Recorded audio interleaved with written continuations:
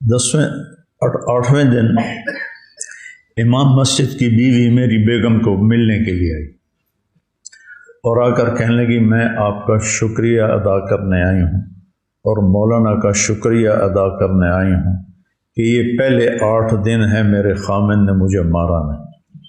جب سے میری شادی ہوئی ہے میری روز ہی پٹائی ہوتی ہے، یہ 1 دن چھوڑ کے 2 دن چھوڑ کے۔ میری بیگم نے مجھے بتایا، میں بڑا حیران ہوا، چون کفر از کعبہ برخیزت کجا مانند مسلمانی، جب مسلح پہ کھڑے ہونے والے کے یہ اخلاق ہیں تو عام لوگوں کا کیا حال ہوگا۔ تو کوئی 10-12 دن کے بعد امام مسجد صاحب بول پڑے، کہنے لگا، جب وہ میں نے ختم کی نا، ایک حدیث سناتا تھا معاشرت پر، میرے پاس آ گیا تھا، مولانا میں نے زندگی میں میرے پہلے یہ 10 دن ہے کہ میں نے بیوی کو مارا نہیں، اور میں نے کبھی یہ باتیں زندگی میں سنی نہیں۔ امام مسجد اور کہہ رہا ہے میں نے کبھی زندگی میں یہ باتیں نہیں سنی، مجھے پتہ ہی نہیں تھا۔ ہم جس بٹگرام کی طرف کا تھا کہ ہمارے ماحول میں مارنا ایک لازمی، ایک ہمارے رواج کا حصہ بن چکا ہے۔ میں نے کہا میری بہن کی 2 دفعہ میرے بہنوئی نے، 1 دفعہ بازو توڑ دیا، 1 دفعہ ٹانگ توڑ دی۔ میں نے کہا پاگل، طلاق لے لو اس سے۔ کہا جی پٹھانوں میں ویسے ہی طلاق ڈز ہی ہے۔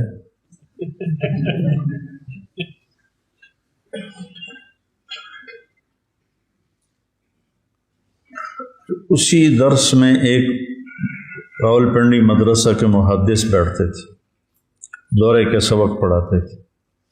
تو جب وہ 20 ایک دن گزرے، 25 دن میں رہتا تھا، 20 ایک دن گزرے تو وہ مجھ سے فرمانے لگے کہ مولانا میں 35 برس سے حدیث پڑھا رہا ہوں، میں نے یہ حدیثیں آج ہی سنی ہیں آپ سے۔ میں نے کہا جی آپ کے تو سامنے سے گزرتی ہوں گی، بس یہ ہے کہ اس وقت لا یتلو تلاوتاً فہو تعلن، اس وقت پھر یہ چل رہا ہوتا ہے، تلاوت چل رہی ہوتی ہے، نہ پڑھنے والے کو پتہ ہوتا ہے کیا پڑھ رہا ہوں، نہ پڑھانے والے کو پتہ ہوتا ہے کہ میں کیا پڑھا رہا ہوں۔ یہ تو مذاق ہے حدیث پاک سے، یہ تو کوئی، یہ کیا تک ہے کہ برکت کے لیے، برکت بی بی نو باہر چھڑ کے آؤ، برکت کے لیے نہیں، فہم کے لیے ہے۔ میں علم کیوں حاصل کر رہا ہوں؟ سمجھ کے لیے، ہدایت پانے کے لیے، برکت کے لیے، اور تھوڑی بات ہے۔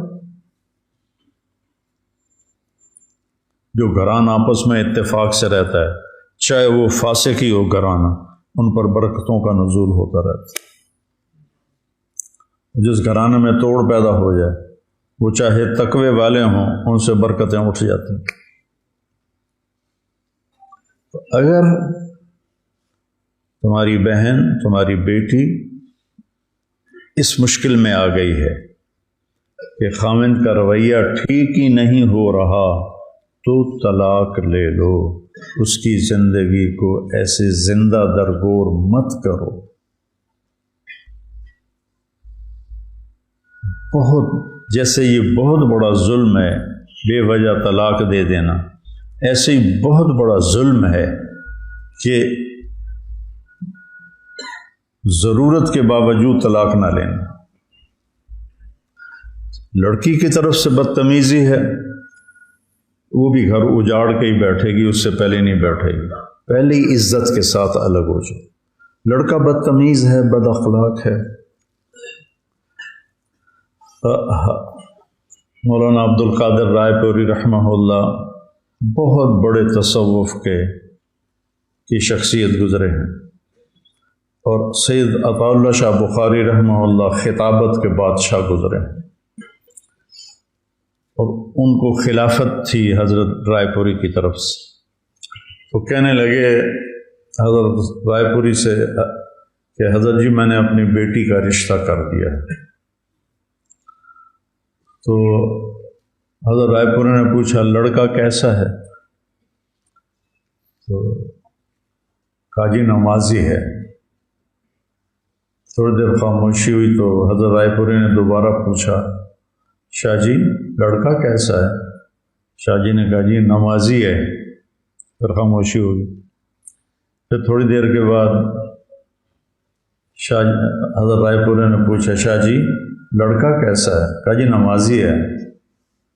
حضرت رائے پوری نے فرمایا شاہ جی میں لڑکے کی عبادت نہیں پوچھ رہا، میں پوچھ رہا ہوں لڑکے کے اخلاق کیسے ہیں، کہ گھر جو آباد ہوتے ہیں وہ عبادت سے وہ آباد نہیں ہوتے، وہ اچھے اخلاق سے آباد ہوتے، اچھے اخلاق سے گھروں کی آبادی۔ کثرت عبادت اس کے لیے اجر ہے، لیکن گھر اگر چلنا ہے یا چلانا ہے تو تمہیں بول میٹھا کرنا ہوگا، چہرے پہ بیوی کے لیے بشاشت رکھنی ہوگی، تمہیں ناگواری ہے تو بھی بشاشت کو رکھنا ہوگا، اس کی تمہیں اللہ قیمت دے رہا ہے، ہر رشتے کے جوڑ کی اللہ قیمت دے رہا ہے۔ اور یہاں میرا نبی بیچ میں ضامن بن کے کہہ رہا ہے خیرکم خیرکم لأہلہ، تم میں سب سے بہترین انسان وہ ہے جو بیوی کے ساتھ اچھا سلوک کرتا۔ پھر آپ نے فرمایا انا خیرکم لأہلہ، اور میں تم سب میں اپنی بیویوں کے ساتھ سب سے اچھا سلوک کرتا ہوں۔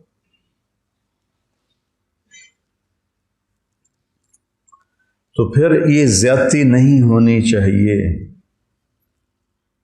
اس سے اپنے آپ کو بچاؤ، اپنی اولاد نسل کو بچاؤ، بیٹی ہے، بھتیجی ہے، بہن ہے، بانجی ہے، اب ہم جس عمر میں آ گئے ہیں پوتیاں پوتے نواسیاں نواسے، رشتے تو بڑھتے جاتے ہیں۔ تو تمہارا بیٹا ہے، بھتیجا ہے، تم دیکھ رہے ہو میرے بیٹے کا گھر آباد برباد ہو گیا ہے بیوی کی بدتمیزی کی وجہ سے، اسے برداشت کرے، اسے برداشت کرے، اسے برداشت کرے، لیکن جب پیالہ بھر جاتا ہے تو چھلک جاتا ہے۔ تو اس حد تک نوبت نہیں جانی چاہیے کہ بیٹا کہے کہ میں تو کہیں گھر چھوڑ کے ہی بھاگ جاؤں، جہاں خاندانی سسٹم ہے۔ اب جو زیادہ پڑھ لکھ گئے ہیں ان کے ہاں تو ہر کوئی boy friend girl friend culture چل پڑا ہے، یہ بھی انتہائی ہلاکت کی چیز ہے۔ بوائے فرینڈ گرل فرینڈ یہ مغرب کا کلچر ہے، یہ ہمارا نہیں، ہمارا ہے عزت کے ساتھ نکاح دینا۔ اور ایک اور بات بیچ میں آ گئی کہ رشتہ دیکھنے کے لیے 8-10 عورتیں جاتی ہیں، واپس آ گئے نہ کا موٹا ہے، دویاں دی کان چھوٹے ہیں، تریاں دی آئی آنکھ دی پتلی ٹیڑھی ٹیڑھی آئی، چوتھیاں دی آئی سر چھوٹا ہے، پنجویاں دی ڈڈ بڑا ہے۔ یہ ایسی بکواس کرتی ہیں کہ کسی کی بیٹی پر مل کر، یہ کوئی طریقہ ہے رشتہ کرنے کا؟ میرے نبی نے کیا کہا؟ لڑکا لڑکی آپس میں بیٹھ کے دیکھ لو ایک دوسرے کو۔ کس نے منگنی کی تھی تو آپ نے کہا تھا اللہ رائی تھا اور جالس سہا۔ دیکھیے گا ذرا، یہ آ کے اتنے نقص نکالتی ہیں، اتنے نقص نکالتی ہیں، اور پھر اتنی عورتیں جب کسی کو دیکھ رہی ہوں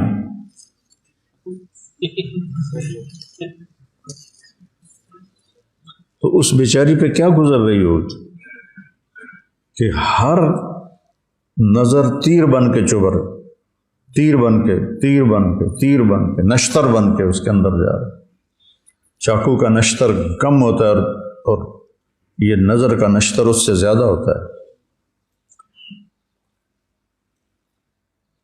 اللہ کے نبی نے کہا جس سے منگنی کی ہے اس کو دیکھ تو لو۔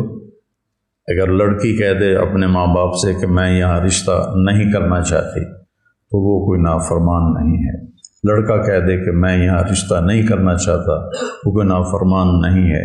کتنے گھر جو ہمارے ذمہ داروں میں، اب تو خیر وہ خاندانی سسٹم وہ بڑے سارے قبروں میں چلے گئے، جو جابر ہوتے تھے بس جڑی گل کر دیتی ساڑی ہکو گل ہوندی۔ میں نے کتنے اپنے عزیزوں کی زندگیوں کو برباد ہوتے تھے، خواتین اجڑ کے برباد، یعنی وہ ایسی تھیں جیسے بیوہ، اور خاوند ایسا تھا جیسے رنڈوا۔ جو زبردستی شادیاں کی گئیں ان کا جو انجام میں نے دیکھا اپنے علاقے میں، اپنے خاندان میں، اپنے قریبی دوست خاندانوں میں، چونکہ ہم جو پنجاب کے ذمہ دار ہیں تو آپس میں کنیکٹڈ ہیں، وہ چونکہ صدیوں سے آباد ہے نا، جو مہاجر نہیں، جو لوکل ہیں وہ آپس میں صدیوں سے کنیکٹڈ ہیں، تو سارے حالات کا پتہ ہوتا ہے۔ تو ہمارا معاشرہ یہ ایک بہت بڑا ظلم ہے کہ لڑکی کو پھاڑ جانے والی آنکھوں سے دیکھنا، اور ادھر بڑا ظلم ہے مغرب میں، girl friend boy friend college میں اکٹھے پڑھتے ہیں، اس نے پسند کیا، اس نے پسند کیا، شادی کے بغیر ہی حرام تعلق قائم کر لیا، اور اس وجہ سے جو ان کا جو خاندانی سسٹم تباہ ہوا ہے۔ اسپین میں پولیس کا ایس ایس پی اور پارلیمنٹ کی ممبر اور 2-3 اور بڑے افسر مجھے ملنے آئے، میں نے وہاں بیان کیا تھا، اس بیان سے وہ بڑے متاثر ہوئے، اس کا اسپینش میں ترجمہ انہوں نے سنا، کہا ہم نے اس آپ کے عالم کو ملنا ہے، اس نے وہ باتیں کی ہیں جو آج تک کبھی کسی مسلمان عالم نے آ کے یہاں نہیں کی۔ میں نے کیا باتیں کی تھی؟ میں نے کہا ٹیکس دیا کرو، اور یہاں کے قانون کی پابندی کیا کرو، اور یہاں کی لڑکیوں سے پاسپورٹ لینے کی وجہ سے شادی نہ کیا کرو۔ تو یہ باتیں ان کے لیے انتہائی عام تھی، تو باقی میں نے کوئی آسمان سے تارے نہیں توڑے، یہ باتیں سن کے کہنے کہ ہم نے اس سے ملنا ہے۔ تو پھر میں نے ان سے کہا میں آپ سے 2 باتیں کرنا چاہتا ہوں۔ کہا کہیے۔ میں نے کہا تمہارا خاندانی سسٹم ٹوٹ چکا ہے، اور تمہاری بازار میں نے دیکھا ہے تمہارے بچے بہت کم ہیں۔ تو ایسے سر پکڑ کے بیٹھ گئے، کہنے لگے یہ ہمارا سب سے بڑا مسئلہ ہے، اور ہم اس کے لیے پریشان ہیں کہ ہمارا خاندانی سسٹم ٹوٹ گیا ہے۔